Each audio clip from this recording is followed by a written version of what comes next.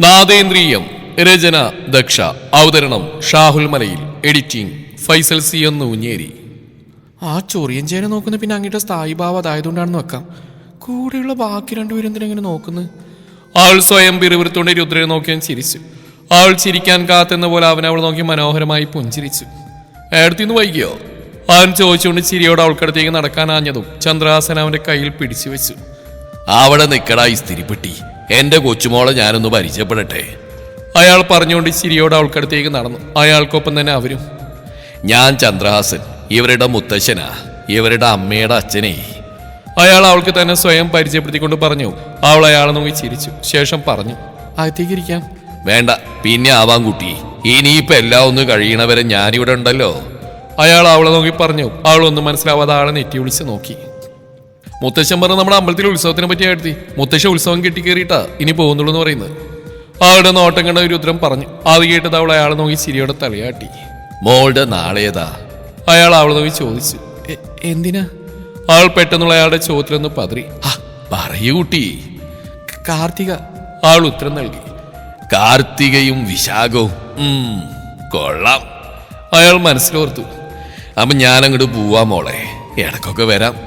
അയാൾ അവളെ നോക്കി ചിരിയോടെ പറഞ്ഞു. അവൾ അതിന് മറുപടി എന്നോളൊന്ന് തലനക്കിക്കൊണ്ട് അയാളെ നോക്കി ചിരിച്ചു. എന്താ കുഞ്ഞിത്തമ്പരാൻ പോണില്ലേ? അവരിരുവരും പോയിട്ടും പോവാതെ അവിടെ തന്നെ നിലയുറപ്പിച്ചിരിക്കുന്നവനെ കാണെ അവൾ അവന് മുമ്പിൽ കൈകെട്ടിന്നോട് ചോദിച്ചു. ഇല്ല ഇല്ല, പോണില്ല. ടീച്ചറമ്മക്ക് വല്ല ബുദ്ധിമുട്ടുണ്ടോ? അവൻ അവൾ നിൽക്കുന്നിടത്തേക്കായിരുന്നോട് ചോദിച്ചു. ബുദ്ധിമുട്ട് മാത്രമേ ഉള്ളൂ, അതുകൊണ്ട് നിന്ന് കാലെടുക്കാതെ കുഞ്ഞിത്തമ്പരാൻ പോവാൻ നോക്കിയേ. അവൾ ഉടുത്തിരുന്ന നേരിയതിന്റെ അറ്റെടുപ്പിൽ തിരികെ കൊണ്ട് അവനോട് പറഞ്ഞു. അവൻ അവൾക്കരിയിലേക്ക് കുറച്ചുകൂടി നീങ്ങി നിന്നു. അവിടെ നിന്നോണം, എന്നിട്ടുള്ള വർത്താനൊക്കെ മതി. അവൾ തനിക്കരികിലേക്ക് ചൂട് വെക്കുന്നവരെ നോക്കി വിരൽ ചൂണ്ടിക്കൊണ്ട് പറഞ്ഞു. അല്ല, മുത്തശ്ശൻ പറയാണേ, നമ്മുടെ വേളി നടക്കണമെങ്കിൽ ദുർഗാദേവി കനിയണമെന്ന്. അതുകൊണ്ട് ദുർഗാദേവി ഒന്ന് മുറുകെ പിടിച്ചോളാൻ പറഞ്ഞു എന്നോട്. അവൻ അവൾക്കടുത്തേക്ക് ഓരോ ചൂടുകളായി വെച്ചുകൊണ്ട് പറഞ്ഞു. അവനടുത്തേക്ക് വരുന്നതിനനുസരിച്ച് അവൾ പുറകോട്ട് നീങ്ങിക്കൊണ്ടിരുന്നു. ആരുടെ കല്യാണം? അവൾ അവനോട് നീട്ടി ചോദിച്ചു. നമ്മുടെ കല്യാണം. അവൻ കീഴ്ച്ചുണ്ട് കടിച്ചിരിച്ച് അവളോട് പറഞ്ഞുകൊണ്ട് അവൾക്കടുത്തേക്ക് ഓരോ ചൂടുകളായി വെച്ചു. എന്താടാ ഈ സ്ഥിരിപ്പെട്ടി, നിന്റെ ഏട്ടൻ അവളോട് ഈ കുശുകുശിക്കുന്നത്? ചന്ദ്രഹാസൻ അവിടെ ഉമ്മറത്തിൽ നിൽക്കുന്ന മേഘനയും ഭുവിയെയും നിരീക്ഷിച്ചുകൊണ്ട് തനിക്കരികിൽ നിന്ന് രുദ്രനോട് ചോദിച്ചു. മുത്തശ്ശിനി ഏറുകൊണ്ട പന്നിയെ കണ്ടിട്ടുണ്ടോ? രുദ്രൻ അവനെ എറിയാനെന്ന പോലെ ഉമ്മറത്തിട്ടലിരുന്ന മൊന്ത കയ്യിലേക്ക് എടുക്കുന്ന ഭുവിയെ നോക്കിക്കൊണ്ട് അയാളോട് ചോദിച്ചു. ഇല്ല. എന്നാലേ അങ്ങോട്ട് നോക്കിന്നോ, ഇപ്പൊ ഒരു പന്നി ഏറുകൊണ്ട് വരും. രുദ്രൻ അയാളുടെ തല അവിടേക്ക് തിരിച്ചുകൊണ്ട് പറഞ്ഞു. ആ കാര്യത്തിന് ദുർഗാദേവി ഒരിക്കലും കനിയാൻ പോകുന്നില്ലെന്ന് ഇയാളുടെ മുത്തശ്ശനോട് പറഞ്ഞേക്ക്. ആൾ അവനെ നോക്കി ചിരിയോടെ പറഞ്ഞു.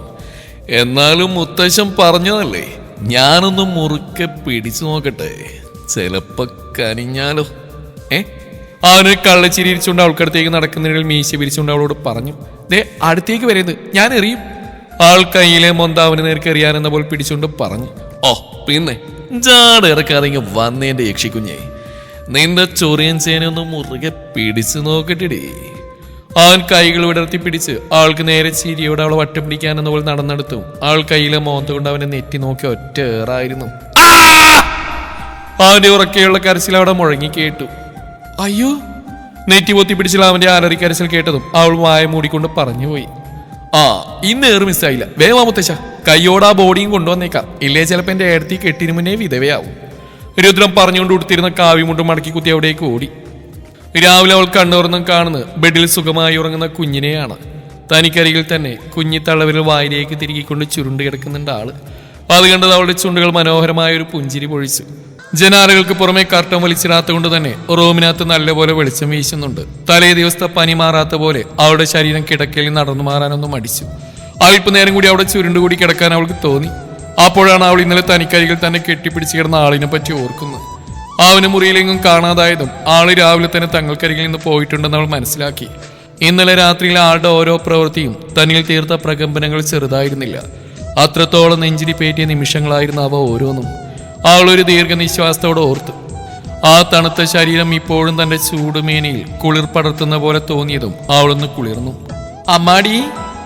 ചാരിക്കിടന്ന വാതിലൊരു തട്ടിനൊപ്പം ആ വിളി അവളുടെ കാതുകളെ തേടിയെത്തിയതും അവൾ ആ ശബ്ദം കേട്ട വശത്തേക്ക് തിരിഞ്ഞു നോക്കി. റൂമിനകത്തേക്ക് കയറണോ വേണ്ടോ എന്ന പോലെ മടിച്ചു നിൽക്കുന്ന മൈലമ്മയെ കണ്ടതും അവൾ കിടക്കി വിട്ട് എഴുന്നേറ്റിരുന്നു. ഇതെന്താ അവിടെ തന്നെ നിൽക്കുന്നേ, അകത്തേക്ക് വരണില്ലേ? അവൾ അവരെ നോക്കിക്കൊണ്ട് അടഞ്ഞ ശബ്ദത്തിൽ ചോദിച്ചു. അവളുടെ ചോദ്യം കേട്ടതും അതുവരെ അവിടെ തത്തിയുന്നവർ മെല്ലെ അകത്തേക്ക് കടന്നു. ഞാൻ കാരണം അമ്മ ഇന്നലെ ഒത്തിരി ബുദ്ധിമുട്ടിയല്ലേ?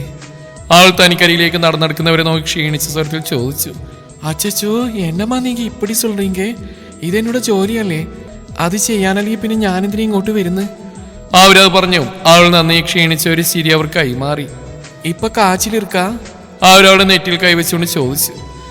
പനി കുറഞ്ഞിട്ടുണ്ട്. ഇന്നൊരു തവണ കൂടി ആ മരുന്ന് തരും, അപ്പോഴേക്കും മാറിക്കോളും.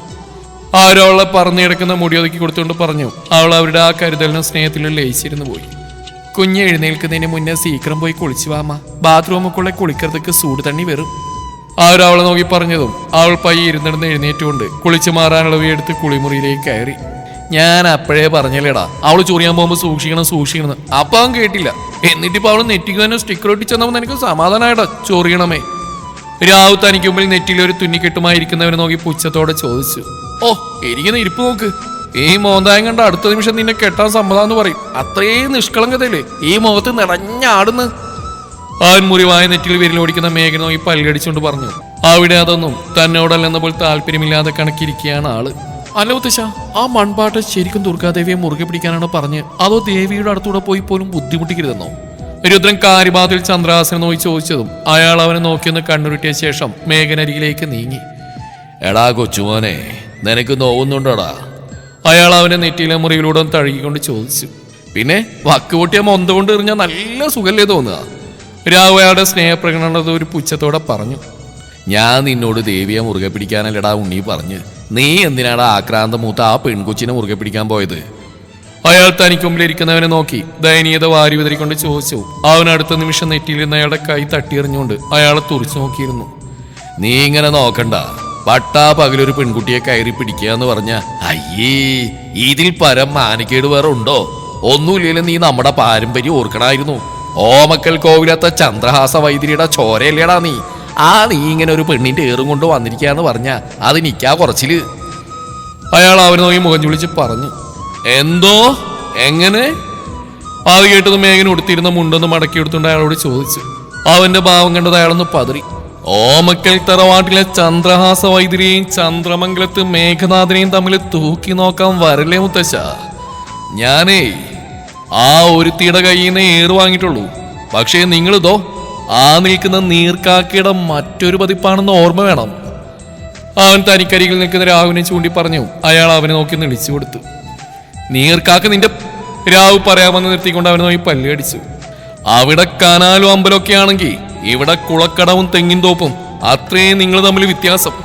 പണ്ട് വലിയ മുത്തശ്ശൻ നിങ്ങളെ കോലോത്തെ ദാസിപ്പിണിനോട് കുളക്കടയിൽ വെച്ച് കിന്നരിച്ചുകൊണ്ട് നിന്നതിന് പേരമരത്തിൽ കെട്ടിയിട്ട് വള്ളി ചൂരൽ കൊണ്ട് തല്ലിയ കഥയൊക്കെ എനിക്ക് മുത്തശ്ശി പറഞ്ഞത് നന്നായിട്ട് തന്നെ അറിയാം. അന്ന് നിങ്ങൾ ജെട്ടിപ്പുറത്ത് നിന്ന് അടി മുഴുവൻ വാങ്ങിക്കൂട്ടിയ കഥയൊക്കെ ആ നാട്ടിൽ ആരോട് ചോദിച്ചാലും പറയും. നിങ്ങൾ അടി കൊണ്ടുപോകുന്ന ചന്തയും പൊത്തി പിടിച്ച് ഓടിയ ഓട്ടത്തിനെ പറ്റിയായിരിക്കും ഞങ്ങൾ എപ്പോൾ അങ്ങോട്ട് വന്നാലും മുത്തശ്ശിക്ക് പറയാനുണ്ടാവുക. ആരൊരു പുച്ഛത്തോടെ പറഞ്ഞുകൊണ്ട് അയാൾ അടിമുടിയെന്ന് നോക്കി. സാവിത്രി. അയാൾ തന്നെ മരിച്ചുപോയ ഭാര്യയൊന്നും സ്മരിച്ചുകൊണ്ട് പല്ലുകൾ ഇറങ്ങി. അതുകൊണ്ട് എന്റെ മുത്തശ്ശൻ അത്ര വലിയ പുണ്യാളം ചമയാൻ വരണ്ട.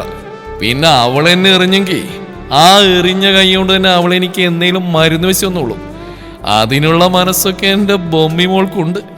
അതുകൊണ്ട് വന്ന കാലിൽ നിന്ന് എന്നെ വാരാ നിൽക്കാതെ അകത്തോട്ട് പോയി ഭേഷായിട്ട് എന്തെങ്കിലും തട്ടി നീട്ടി ഒരു ഏമ്പക്കം വിട്ട് അപ്പൂപ്പൻ താടിയും പിള്ളേരെ എവിടെയെങ്കിലും ചുരുണ്ടുകൂടാൻ നോക്ക്.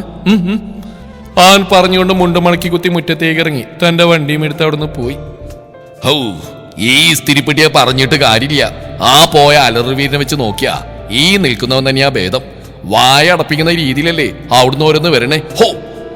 നീട്ടി ഒരു ചിഹ്നം വിളി കഴിഞ്ഞ് ഇറങ്ങിപ്പോയവർ നോക്കിക്കൊണ്ട് ചന്ദ്രഹാസൻ തല ഉടഞ്ഞു പറഞ്ഞതും രുദ്രൻ അയാളെ നോക്കി പല്ലി അടിച്ചു. ആദ്യം അടിച്ചു പൊട്ടിക്കാതെ വാടോ വാഴമ്പിണ്ടി പോയി വല്ലവും തട്ടാം. അയാൾ തന്നെ ചെറിഞ്ഞു നോക്കുന്ന തന്റെ കൊച്ചുമോനെ കാണാൻ അവനോട് പറഞ്ഞുകൊണ്ട് അകത്തേക്ക് നടന്നു. അടുത്ത നിമിഷം അവിടെ നിന്നിരുന്ന രാഹുവിന്റെ വയറിനിട്ട് തന്നെ രുദ്രനെ കുത്തുകൊടുത്തിരുന്നു. അമ്മേ, എന്താണ് സാമുദ്രി നിനക്ക്?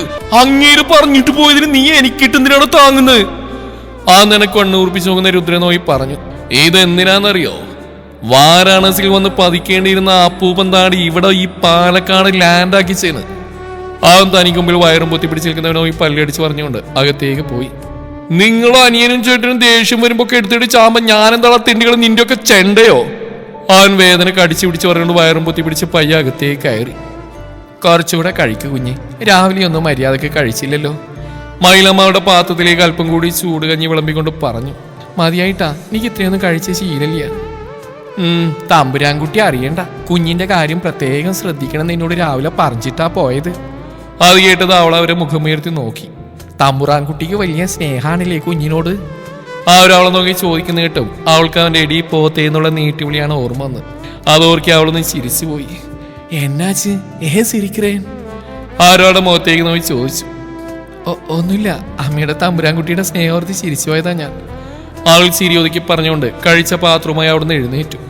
അത് കണ്ടതും ആറ് വേഗം അവളുടെ കയ്യിൽ നിന്ന് ആ പാത്രമായി പിടിച്ചു. ഞാൻ കഴുകിക്കോളാം അമ്മ. അവൾ അതിനെ തടഞ്ഞുകൊണ്ട് അവരോട് പറഞ്ഞു. അവരത് ചെവിക്കൊള്ളാതെ പാത്രവുമായി അകത്തേക്ക് നീങ്ങി. അതൊന്ന് നോയിക്കൊണ്ട് അവൾ ഹാളിനരിയിലുള്ള വാഷ് ബേസിൽ വായും മുഖം ഒന്ന് കഴുകി തിരിഞ്ഞതും അവിടെ കോളിംഗ് ബെൽ മുഴങ്ങിയത് ഒരുപോലെയാണ്. അത് കേൾക്കെ അവൾ ഇട്ടിരുന്ന ചുരിദാറിന്റെ ഷോളിലൊന്ന് മുഖം തുടച്ചുകൊണ്ട് ഉമ്മറവാതിൽ ലക്ഷ്യം വെച്ച് നടന്നു. വാതിലിന്റെ സാക്ഷി മാറ്റി അത് വലിച്ചു തുറന്നു. അവന്റെ കയ്യിലിരുന്ന ചാത്തൻ കോഴി അവളുടെ മേലേക്ക് ചാടിയിരുന്നു. അവളൊന്ന് അലറിക്കൊണ്ട് പുറകിലേക്ക് മാറി നിന്ന് നെഞ്ചിൽ കൈവച്ച് ശ്വാസം ആഞ്ഞു വലിച്ചുകൊണ്ട് തന്റെ മുന്നിൽ നിൽക്കുന്നവനെ നോക്കി. ആ പറന്നുയർന്ന ചാത്തൻ കോഴി അടക്കി പിടിച്ച് തന്നെ നോക്കി സ്ഥിരം ചിരിയോടെ നിൽക്കുന്ന ചിന്നനെ കാണെ അവൾക്ക് അരിശം തോന്നി. എന്നാ ചുമ്മാ എതുക്ക് കത്രീങ്കേ? അവളുടെ അലറി വിളി കേട്ട് മൈലമ്മ അവൾക്കരിയിലേക്ക് വന്നുകൊണ്ട് പതട്ടത്തോടെ ചോദിച്ചു. എന്നാൽ അവൾ അപ്പോഴും തന്നെ നോക്കി ആ വൃത്തിയുടെ ചിരിയോടെ നിൽക്കുന്നവനെ തുറിച്ചു നോക്കുന്ന തിരക്കിലായിരുന്നു. എന്താടാ ഒരു ശബ്ദം കേട്ട്? അല്ല, നീ ഇതെന്തിനാടാ കോപ്പ ഇതിനെയും പിടിച്ച് ഇവിടെ നിൽക്കുന്നത്? വെറുതെ ഇവിടെ ഇങ്ങനെ കുറ്റിയടിച്ച് പോയി പറഞ്ഞ ജോലിയടാ. ഇന്ദ്രൻ കാറ് പാർക്ക് ചെയ്ത് അങ്ങോട്ട് വന്നുകൊണ്ട് അവന് നൽകി ചീറിയതും ചിന്നൻ അതേ ചിരിയോടെ തന്നെ തുറിച്ചു നോക്കുന്നവളെ നോക്കി കയ്യിലെ കോഴിയെന്ന് ഉയർത്തി പിടിച്ചുകൊണ്ട് അടുക്കള ഭാഗത്തേക്ക് നീങ്ങി. തന്റെ നെറ്റിയിലേറ്റ തണുത്ത സ്പർശം അറിഞ്ഞപ്പോഴാണ് അവൾ ചിന്നലിൽ നിന്ന് തന്റെ ദൃഷ്ടി മാറ്റി മുന്നിലേക്ക് നോക്കിയത്. തനിക്ക് മുന്നിൽ വന്നിരുന്ന തന്റെ നെറ്റിയിലേക്കും കഴുത്തിലേക്കും കൈവച്ച് കാര്യമായി തന്നെ പരിശോധിക്കുന്നവനെ കാണെ അവൾ അവന്റെ മുഖത്തുനിന്ന് കണ്ണുകൾ പറിച്ചു മാറ്റാതെ അവനെ തന്നെ നോക്കി നിന്നു. സാധാരണ താൻ അടുത്തേക്ക് വന്നാൽ നാലുപാടും ചിതറിയോടുന്നവിടെ ആ ഭാവം, പക്ഷേ ഈ പ്രാവശ്യം പതർച്ച നിറച്ചത് അവനിലാണ്. അവളുടെ ആ വിടർന്ന കണ്ണുകളെ നേരിടാനാവാത്തവനെ പോൽ അവന്റെ മിഴികൾ അവളിൽ ഉറച്ചു നിൽക്കാതെ തെന്നി മാറിക്കൊണ്ടിരുന്നു. ഓ ഈ പോത്ത്, അവൻ മനസ്സിൽ പറഞ്ഞുകൊണ്ട് അവിടുന്ന് തിരിഞ്ഞടക്കാൻ ഒരുങ്ങിയതും. ഇന്ദ്രേട്ടാ, അവന്റെ ആ പ്രവൃത്തിക്ക് തട തീർത്തുകൊണ്ട് അവളുടെ ശബ്ദം അവനെ തേടിയെത്തിയിരുന്നു. അവൾ വിളിച്ചതും മുന്നോട്ട് ചലിക്കാൻ തുടങ്ങിയ അവന്റെ കാലുകൾ അവിടെ തന്നെ ഉറച്ചു പോയിരുന്നു. കപട ദേഷ്യം കൊണ്ട് ചുളിഞ്ഞ അവന്റെ നെറ്റിത്തടം പതിയെ പതിയെ അയഞ്ഞു വന്നു. ദേഷ്യം കൊണ്ട് തീക്ഷ്ണമായി തീർന്ന അവന്റെ കണ്ണുകൾക്ക് ശാന്തത കൈവരിച്ചു. എല്ലാം കൊണ്ടും മുന്നോട്ടൊരടി ചലിക്കാൻ കഴിയാതെ അവനവിടെ നിലയുറച്ചു പോയി എന്ന് തന്നെ പറയാം. താൻ വിളിച്ചിട്ടും തിരിഞ്ഞു നോക്കാതെ നിൽക്കുന്നവനെ കാണെ അവൾ അവന്റെ അയഞ്ഞുപോയ കൈമുഷ്ടിയിലേക്ക് പിടുത്തമിട്ടു. ശേഷം അവൻ ഒരിക്കൽ കൂടി വിളിച്ചു. ഇന്ദ്രേട്ടാ. അവളുടെ ആ പതുങ്ങിയുള്ള വിളി അവനിൽ തീർത്ത വികാരത്തിന്റെ വേലിയേറ്റം ചെറുതായിരുന്നില്ല. അവനൊരു നിമിഷം തന്റെ കണ്ണുകളൊന്ന് ഇറുക്കി അടച്ച് തുറന്നുകൊണ്ട് അവൾക്ക് നേരെ തിരിഞ്ഞു. തന്നെ നോക്കി മിഴികൾ നിറച്ച് നിൽക്കുന്നവളെ കാണെ അവന്റെ അയഞ്ഞ നെറ്റിത്തടം വീണ്ടും ചുളിവുകളാൽ ചുരുങ്ങി. അവൻ അവളെ ഒന്ന് കണ്ണു ചുരുക്കി നോക്കിക്കൊണ്ട് കാര്യം എന്നുള്ള അർത്ഥത്തിൽ മൈലമ്മയെ നോക്കി. അവന്റെ നോട്ടം തന്നിലേക്കാണെന്ന് കണ്ടതും അവളൊന്ന് പരിങ്ങിക്കൊണ്ട് തിരികെ അടുക്കളയിലേക്ക് നടന്നു. അത് കാണെ അവൻ വീണ്ടും അവളിലേക്ക് നോട്ടം തിരിച്ചു വിട്ടു. എന്താടി? അവൻ അവളുടെ കലങ്ങിയ മിഴികളിൽ നിന്ന് നോട്ടം മാറ്റിക്കൊണ്ട് അവളോട് ചോദിച്ചു. നമുക്കിവിടെ തിരിച്ചു പോയി ഇന്ദ്രേട്ടാ. എനിക്കിവിടെ എന്തോ പോലെ, എനിക്ക് പേടി തോന്നുക. അവിടെ നിന്ന സമയത്ത് തോന്നാത്തത്ര പേടി തോന്നുക എനിക്ക് ഇവിടെ നിൽക്കുമ്പോൾ. അവൾ തനിക്ക് മുമ്പിൽ തന്നെ മുഖം ചുളിച്ച് നോക്കി നിൽക്കുന്നവരോട് അങ്ങേയറ്റം ദയനീയമായി പറഞ്ഞു. ഇവിടുന്ന് പോയാൽ നിന്റെ പേടി മാറുമോ? അവൾ പറയുന്ന അത്രയും നേരം മിണ്ടാതെ കേട്ടുന്നവൻ അവളോട് ഗൗരവപൂർവ്വം തിരക്കി. അവളതിനൊന്ന് മൂളി. ഉണ്ടാ, അവൻ പറഞ്ഞു. അവൾ അവനെ മുഖമുയർത്തി നോക്കി. ആരെങ്കിലും ഒന്ന് ഉറക്കത്തുമ്മിയാ പേടിക്കുന്ന നിന്നെയും കൊണ്ട് എവിടെ പോയാലും നീ പേടിക്കും. എന്നിട്ടാ അവളുടെ ഒരു ഡയലോഗ്, പേടിക്കില്ല പോലും. അവൻ തനിക്ക് മുമ്പിൽ നിൽക്കുന്നവൾ നോക്കി കണ്ണുരുട്ടിക്കൊണ്ട് പറഞ്ഞു. അവളുടെ മുഖം താഴ്ന്നു. അവിടെ ഇട്ടിട്ട് വന്നാൽ ഇനി അടുത്ത കോലാലം ഉണ്ടാവണ്ടെന്ന് കരുതിയാ പോന്നപ്പോ കൂടെ കൂട്ടിയത്. അപ്പോഴുണ്ട് അവളുടെ ഒടുക്കത്തൊരു പേടി. അവൻ തല ഉയർത്താ നിൽക്കുന്നവൾ നോക്കി പല്ലടിച്ചുകൊണ്ട് പറഞ്ഞു നിർത്തിയതും അവളുടെ നിറഞ്ഞു വന്ന കണ്ണുകളിൽ നിന്ന് ഒരു തുള്ളി കണ്ണുനീർ നിലം പറ്റിയിരുന്നു. കണ്ണുകൊടുക്കണി! അത് കാണെ അവൻ അവളോട് മുരളുന്ന പോലെ പറഞ്ഞു. അവൾ പക്ഷെ അതനുസരിച്ചില്ലെന്ന് മാത്രമല്ല, ഒന്ന് ഏങ്ങ കൂടി ചെയ്തു. അതുകൂടി കണ്ടതും മുന്നിൽ നിൽക്കുന്നവന്റെ പിടിവിട്ടിരുന്നു. എടിപ്പോത്തെ കണ്ണുകൊടുക്കാൻ! ഈ പ്രാവശ്യം അവന്റെ ശബ്ദം ഉയർന്നതിനനുസരിച്ച് അവളൊന്ന് ഞെട്ടിക്കൊണ്ട് തന്നെ നിറഞ്ഞൊഴിയ കണ്ണുകൾ അമർത്തി തുടച്ചു. എന്തു പറഞ്ഞാൽ അവിടെ ഒരു കണ്ണീർ മഴ. ഇങ്ങനെ ഒന്ന് പറഞ്ഞ രണ്ടാമത്തേന് മോങ്ങാനാണെങ്കിൽ നീ ഇവിടുന്ന് മോങ്ങലുണ്ടാവും. സത്യമായിട്ട് ഞാൻ തിരിഞ്ഞു പോലും നോക്കില്ല, പറഞ്ഞേക്കാം. അവൻ അവളെ നോക്കി പറഞ്ഞു. അവൾ കണ്ണുകൾ ഒന്നുകൂടി അമർത്തി തുടച്ച് മിണ്ടാതെ അവനെ മറികടന്ന് പോവാൻ ഒരുങ്ങി. കാര്യം പറയുമ്പോ എങ്ങോട്ടടി കോപ്പി ഓടുന്നു? അവൻ തനിക്കുമ്പിൽ നടന്നകലാൻ തുടങ്ങിയവളെ കയ്യിൽ പിടിച്ച് തടഞ്ഞിർത്തിക്കൊണ്ട് അവളോട് പറഞ്ഞു. അവളത് കാര്യമാക്കാതെ അവന്റെ കൈകൾ തന്റേതിൽ നിന്ന് മോചിപ്പിച്ചുകൊണ്ട് ഗോവണി കയറി തുടങ്ങി. ഓ ഇവളിത്, അവൻ ചടപ്പോടെ പറഞ്ഞുകൊണ്ട് അവളുടെ കയ്യിൽ പിടിച്ച് അവളെയും കൊണ്ട് താഴെയുള്ള ഒരു മുറിയിൽ കയറി വാതിലടച്ച് കുറ്റിയിട്ടു. അത് കാണാൻ അവൾ പതറിക്കൊണ്ട് അവനെ നോക്കി. എന്താ എന്തിനാ ഇങ്ങോട്ട് കയറി വാതിലടച്ചേ? അവൾ തന്നെ നോക്കി കൈകൾ പിണച്ചു കെട്ടി ആ അടഞ്ഞ വാതിലേക്ക് ചാരി നിൽക്കുന്നവനോട് ഉള്ളിലെ പതർച്ച മറച്ചു പിടിക്കാൻ ശ്രമിച്ചുകൊണ്ട് ചോദിച്ചു. അത് തന്നെ എനിക്ക് പറയേണ്ടത്. എന്താ നിന്റെ പ്രശ്നം? ഇങ്ങോട്ട് വന്നു കയറിയപ്പോ മുതൽ തുടങ്ങിയതാ അവളുടെ ഒടുക്കത്തൊരു ഞെട്ടിലും എങ്ങുമില്ലാത്ത പേടിയും. ഇതിന് മാത്രം ഞെട്ടാനും പേടിക്കാനും ഇവിടെ എന്താണ് ഈ പുള്ളിയുള്ളത്? അവിടെ പേടിയും പറയലും കണ്ടാ തോന്നും ഇവിടെ അവൾ ഒരുത്തി മാത്രം മനുഷ്യരായിട്ടുള്ളതെന്ന്. പിന്നെ ഞങ്ങളൊക്കെ എന്തോ നടി പ്രേതോ? അവരവളെ നോക്കി ദേഷ്യത്തിൽ ചോദിച്ചു. വർഷം എത്രയെന്നറിയോ ഞാനിങ്ങോട്ട് വരാൻ തുടങ്ങിയിട്ട്? എന്നിട്ട് ഞാനിതൊരു ഒന്നിനെയും കണ്ടിങ്ങനെ പേടിച്ച ആളുടെ സ്വസ്ഥകൾ ഞെട്ടില്ല. അവളെ നോക്കി പല്ലടിച്ചുകൊണ്ട് പറഞ്ഞു.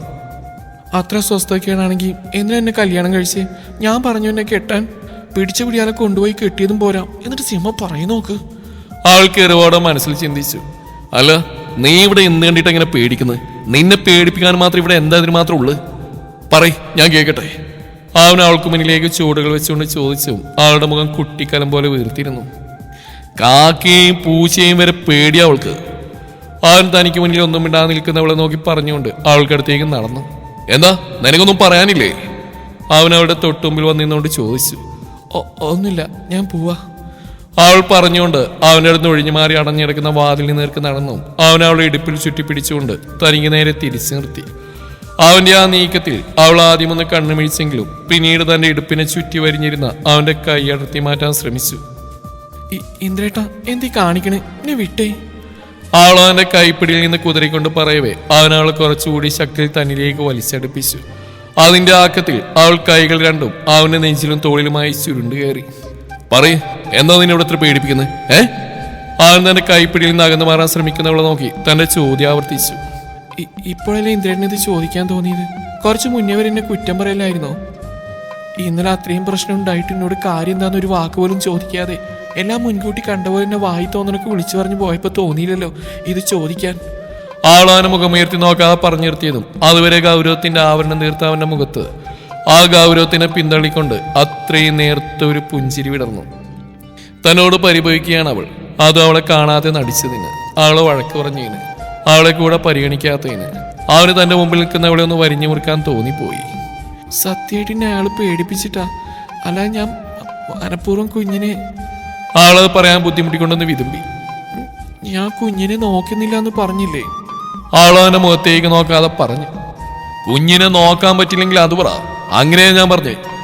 അവനോട് പരിവമുറ്റ മുഖത്തെ ഓരോ ഭാവങ്ങൾ ആസ്വദിച്ചുകൊണ്ട് പറയവേ അതുവരെ അവനോട് ഓരോന്ന് എണ്ണിപ്പെറുക്കി പറഞ്ഞുകൊണ്ടിരുന്നവൾ ആ പറച്ചിൽ നിർത്തിക്കൊണ്ട് അവന് മുഖമുയർത്തി നോക്കിക്കൊണ്ടൊന്ന് മൂക്ക് വലിച്ചു. അവളുടെ ആ ഭാവം കാണെ ആ ചുവന്ന മൂക്കിൻ തുമ്പിലൊന്ന് അമർത്തി കടിക്കാനാണ് അവന് തോന്നിയത്. വീട് എനിക്ക് പോണം. അവൾ തന്നെയുള്ള അവന്റെ പിടിയാക്കാൻ ശ്രമിച്ചുകൊണ്ട് പറഞ്ഞു. കഴിഞ്ഞോടി കോപ്പേ നിന്റെ മോങ്ങലും പരാതി പറച്ചിലൊക്കെ. അവനവളുടെ ഓരോ ചെറിയ നീക്കത്തിലും കൊതിച്ചുയർന്ന് തന്റെ മനസ്സിനെ നിയന്ത്രിക്കാനെന്ന പോൽ അവളോട് മുരണ്ടുകൊണ്ട് ചോദിച്ചത് ആ അടഞ്ഞിടുന്ന മുറിയുടെ വാതിൽ കൊട്ടുകേട്ടത് ഒരുപോലെയാണ്.